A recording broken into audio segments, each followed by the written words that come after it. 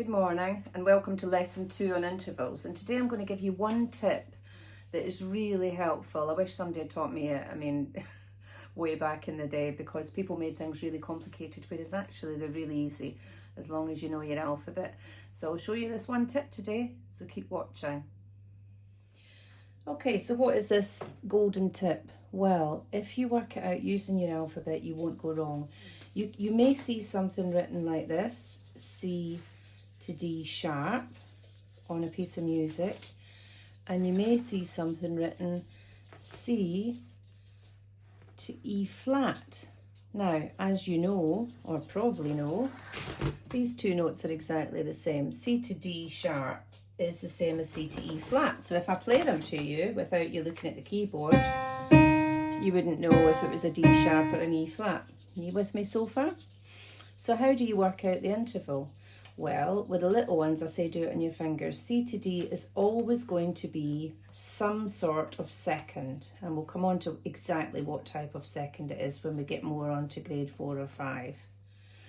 C to E flat, on the other hand, C, D, E flat, has to be some type of third. So when you write it, massively important how you write it, depending on what key you're in. Again, if I hark back to yesterday's example of The Godfather, C, E flat, yeah, you would never write it C, D sharp, because we're in a flat key. We've got 3 flats, so we would always write it as an E flat. So if somebody asked you, well, what's the interval between C and E? C, D, E, some sort of third, okay?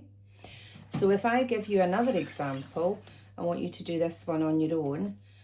If I do C to F sharp and C to G flat, I want you to tell me, counting on your fingers or whatever, toes or whatever else you've got, what sort of interval they are. Okay, what is C to F sharp?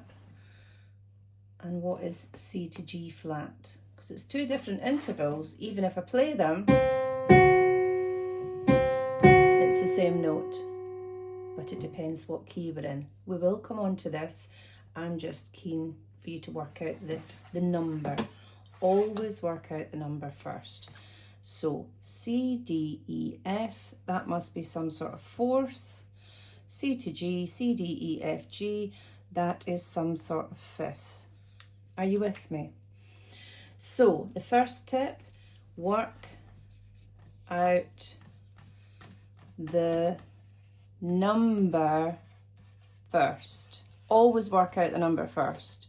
And as you get up through the grades in theory, it depends. That's called a minor third. We've not learned that yet because it's a little bit beyond us, but that's called a minor third.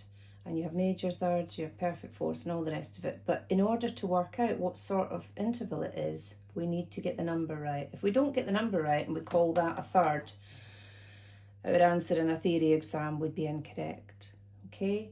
That's why it's so important, especially if you need to pass grade 5 theory to go on to grade 6. But just for general knowledge as well. It's just important that we get things right, isn't it? And there's so much nowadays that I feel it's just incorrect because people don't know the basic rules of either spelling, grammar, don't get me on that, or intervals. So this will give you the right answer for your theory exam. Okay, enjoy.